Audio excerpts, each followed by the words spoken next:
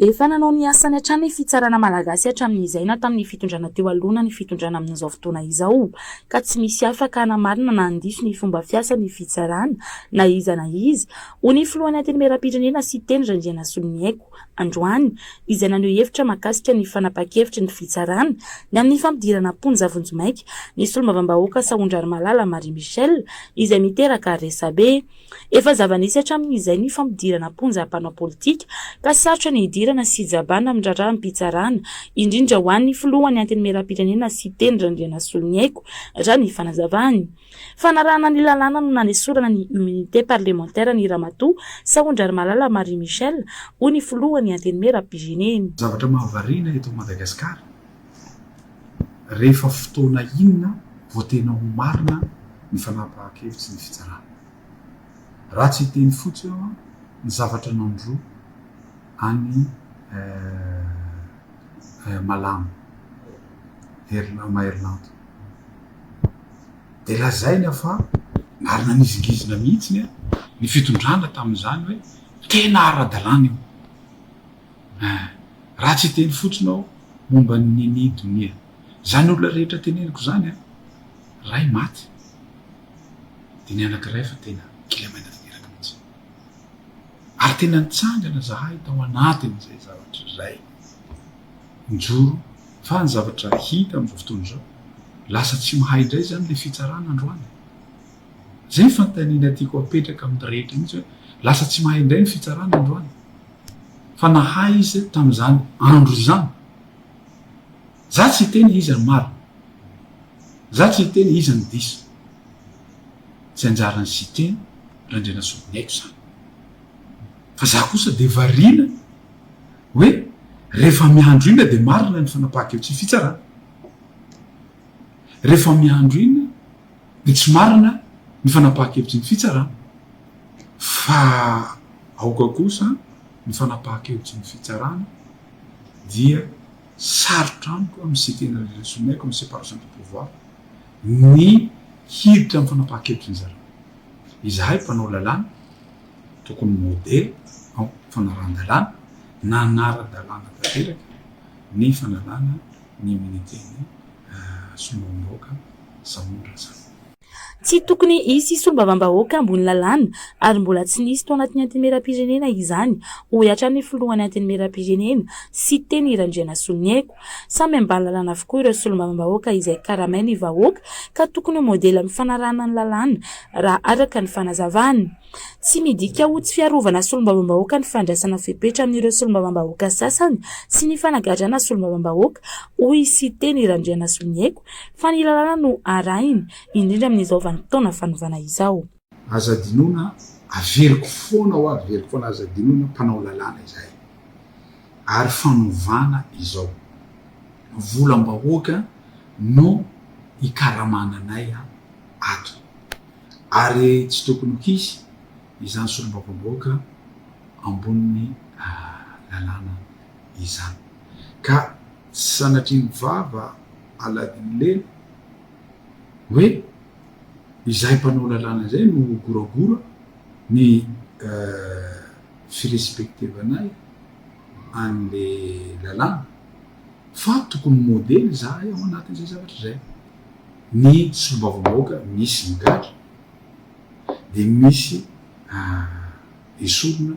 tsy mahasolombavambahoaka azy ka etona za miteny tena hialako tsiny hialako fo ho amin'ny namana solombavambahoaka rehetra fa andro ny fahatongavan-tsaina zao andro ny fanavotana zao misy problème sosialy teo misy zavatra andrasany vahoaka malagasy aminay solombavambahoaka ao anatin'ny asa zay napetraky ny lalam-pandorana aminay ka dia izay ny fanatanterahana zay fa sanatriny vava na delela tsy hoe tsy fiarovana ny solombavambahoaka. Raha ny zavatra hita sy miseho ary mitranga amin'izao fotoana izao dia anisan'ny tena mampatahotra ny fanaovana politika eto Madagasikara. Raha mijery ny zavatra miseho reo ohatra ny mahazo ny honorable député Saondry Malala Marie Michel dia anisan'ny mampieritreritra raha ohatran'izao ny fomba andraisana sy ampangana ny olona manana andraikitra eto amin'ny firenena, satria misy zavatra maro zay hita fa tokony arahina amin'ny fanarahan-dalàna nefa tsy tsikaritray. Ary matetika rehefa milaza zahay dia tenenina foana fa zay nataonareo taloha ihany no atao anareo. Tokony ho fotorona tsara, tokony avahana tsara ny fomba anenjehana. Raha misy zavatra tena maripototra fa nisy fanodikodinam-bola tamin'ny fitantanana natao, na misy zavatra maripototra amin'ny fiampangana, dia tokony hampanarahina any lalàna manan-kery eto amin'ny tany sy ny fanjakana ny fomba anenjehana. Fa raha ohatra ka zavatra hita ohatran'izao dia anisan'ny mampatahotra sy mampanahy ny fipetraky ny fiainam-pirenena sy ny mety ho avy ny fanaovana politika eto Madagasikara. Mety tsara androany, mety misy ny mankasitraka ekena zany, mety misy ny mangina, ary mety misy ihany koa ny manana ny fitsarany manokana momba ny olona tsirairay. Fa amin'ny ankapobeny dia mampanahy ary mampatahotra ny fandraisana andraikitra amin'ny sehatra politika eto amin'ny firenena. Mety nafantatra zany zany efa tany 26 juin raha 91 nefa tokony islamina fa mbola misy ihany le hoe indrokely entre guillemets ny mpandrafitra de ngitatra tany amin'ny 91 satria nisy rapport de force ndatavana atao anatin'ireo de nisy latsaka nisy anana fotsy ny sisa amin'izao fotoan'izao timoka eo maka le resana zany toy ny resantsika ny légitimité ny légalité an'ity resaka ty fitantanana amin'izao fotoan'izao mikasika ny ahoana moa zany raha ho tonga na amin'ny endriny reto ataontsika hoe accord politique na voaterina nanaovantsika tamberina ny raha panorama na ny amin'eo vita ny concertation dia ahoana ny amin'ny force exécutoire n'izany zavatra tapaka ao anatin'le concertation dia anao zany miteny hoe ny force tsy afa-miala amin'izany ary ny ACC zay mabe resaka ihany io amin'izao fotoan'izao ahoana mety tsy le amin'ny endriny amin'izao fotoan'izao sa le endriny amin'izao fotoan'izao ianao moa zany manazava fotsiny hoe amin'ny lafiny ankapobeny zay no zavatra hitranga satria ninona ho tabaka eo rehefa tsisy zay le hoe force exécutoire zay de ny tena olana de fotoana lany fotsiny le izy azoko le izy fa zao hotoizantsika zay alohantsika mba hanomboka andray ny mpieno ihany koa eto manomboka eto afaka mandray antso zany tsika sady mandeha ny fanazavana tsy asiantsika famantarana antsony satria efa fantatry ny olona angamba milaratarby mahazatra ao anatin'ny afahana miantso ny vahintsika dia olona mpandinika ny raharaha pirenena amin'ny ankapobeny na amin'ny lafiny ataontsika hoe fahalemana zany na amin'ny raharaha politika. Toizantsika ny fanazavana colonel Théophile mikasika niny resaka mikasika le force exécutoire teo. Iene fantatry ny zokiolona mpanao politika na société civile na opérateur économique hoe tsy tsikarerany io fa misy ny mpamatsy vola avy any velany dia misy mipandraraha eto toerana fa tsy vitany didorery io na hoe fotokevitra rery. Orasika ny antso are miaraba tompoko. Allô salame miaraba ny Top Radio miaraba tompoko. Dia miaraba ny colonel Théophile miaraba tompoko. Akib miaraba kely avadavady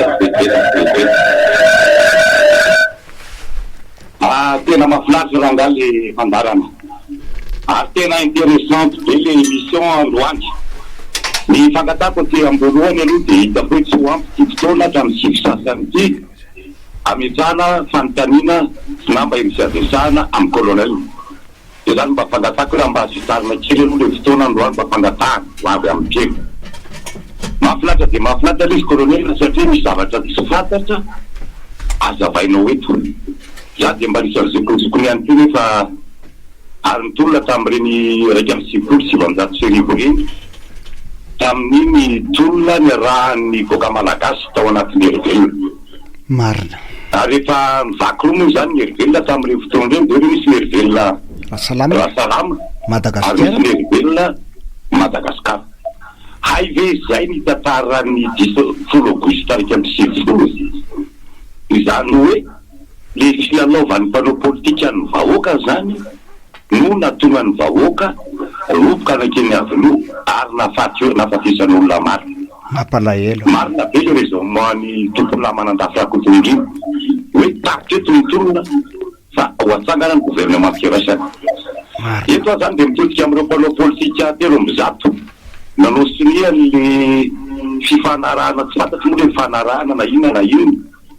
fa ho anay tsotsotra fotsiny zany zay mbola mitolona tamin'ity 2024 tia miaraka tamin'ireo zanaka GMZ zay miteny hoe avereo le resy andeha raha-pirenena efa mandeha ty mifanarinana ny firenena ara-toekarena sy ara-sosialy loko olana ara-sosialy ane natonga ny olona teny arabe fa tsy olana ara-politika marina zany ary tsy olana valomanana na radiolona ny teny fa olany radiolona sy ny vahoaka ka aza zapinareo re le tolom-bahoaka aza ataonareo fitaovana reo zanak'ireo ie tsinjaray kely ho tsinjarayntsika le fotoana roro minitra eo zany isaka mipaneo hevitra mbola mety afaka miverina anao raha ohatra mbola misy halatra tianao mafisina fa mety tafita aminao zany a le zany hoe zany a zao mety raisina ty antsitsy de nisy fanontaniana loatra napetrany teo miaraba ya mirabanao mon colonel vatetsy amindrany any miarabany topo radio venar mazava misy le fanazavanao le 2009 marina initiative ty groupe iny tsy tany satria nanozongozona hitako tsy nanozongozona ny ministre ny défense territoriale ny caporal tsy niteny marina semgama tsy niteny ny commandant gendarmerie ny commande vola mazava be iny fa izao no tiako fanontanianao petrako aminao zay ny tsy azon'ny olona eny tompoko le fitonjinona ny atao hoe fitondrana maramila directoire militaire sy ny miaramila mitondra zay ngamba ny tiazo le olona de afangarony le izy aty arina aty am'izao contexte misy atsika zao hoe lasa maramila le izy nefa misy olona anakefatra anankitelo de ataonzareo fitondrana maramila le izy fa ro manarakaraka an'izany mba te anontany hevitra ao momba an'reto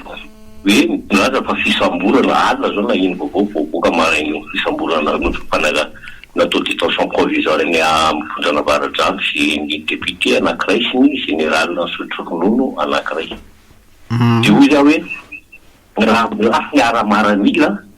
ny maramila ny tena mampandry tany tena rétablissement d'ordre public zay ny tena marina fa nisy koa tao amin'le maramila tamin'le resaka filohalindahy io misy ny général anankiray nitsapaka ny ndraiky de lasa hoe lasa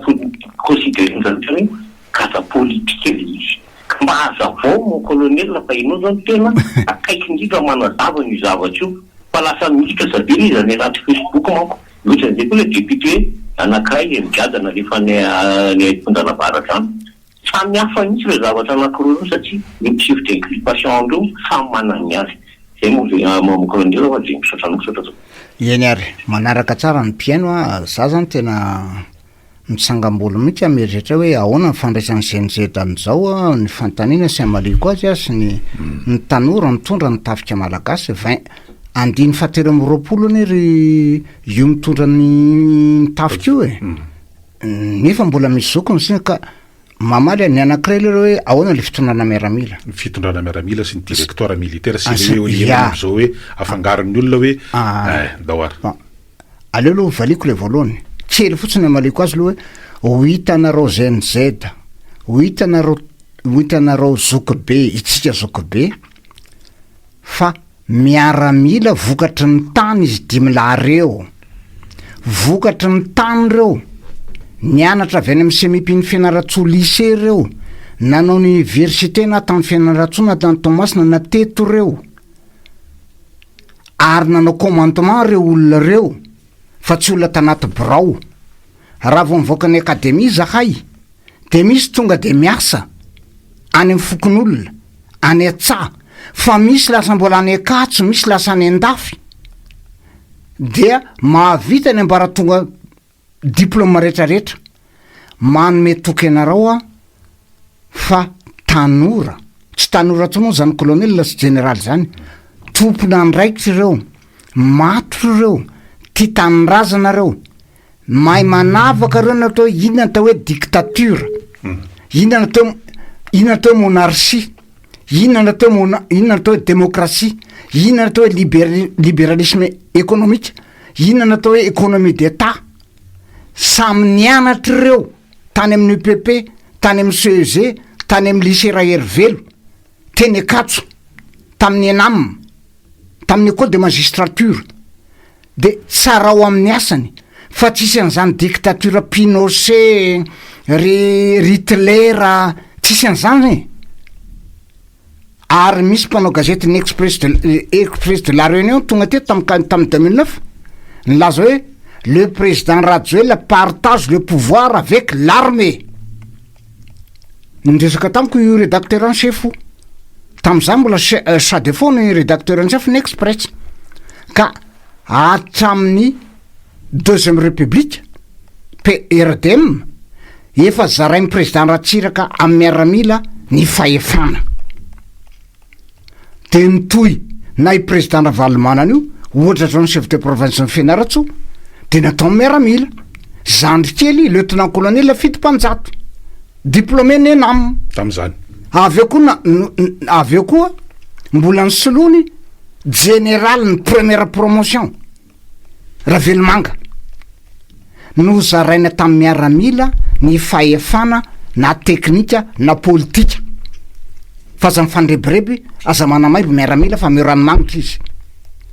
fa manome tokanareo a tsisy an'izany dictature militaire fahatany zany io manazava an'le hoe directoire sy le fitondrana miaramila ve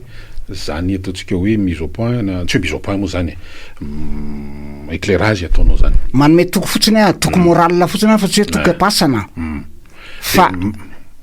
io aloha no eo inona no hitranga direction civile sa direction militaire milaza aminareo fa gasy reo gasy tsika itsika tsy Burkina Faso itsika tsy Mali itsika tsy Sénégal tadio fa reo manamboninahitra ny Afrika reo nianatra atao amin'ny akademie ny tena fantatro sy tena malina Burkina Faso satria Thomas Sankara 4 andiny fahefatra atao amin'ny akademie Antsirabe ohatra mifokon'olona socialiste ny idéologie de nitalen'ny kabinetrany Blaise Compaoré produit frantsay sy américaine de nidiry kabiny namono azy no vonoiny taony brao i Thomas Sankara ary mbola alahelony tanora io Ibrahim io produit ny akademie ka ty resaka miaramila manao fanjakana manao fanarenana miantoka ny republika tsy biby fatahorana zany io asa manampanao politika nareo ny anao ofidina fokotany ofidina commune ofidina région fa velo aloha ataonay io fa tsisy ataonareo zany io zao tsy miala an'io i Mikael tsy miala an'io izy Dimla fa ny folo aminda mamatotra ny zalareo raha vizaka reo de ifamela fotsiny salamy tamin'ny 2009 ne ohatra n'izany niakatra ny Capsat 2009 de ozy hoe Zokobe miala ndana mody tany Mazenga tany Dego tany Tuliar nakisaka fotsiny zany le Zokobe ka manome tokanareo aho fa tsisy resaka fanjakazakana miaramila zany io demokrasia ny resaka fanarenana ny resaka fanavozana ny resaka samy nianatra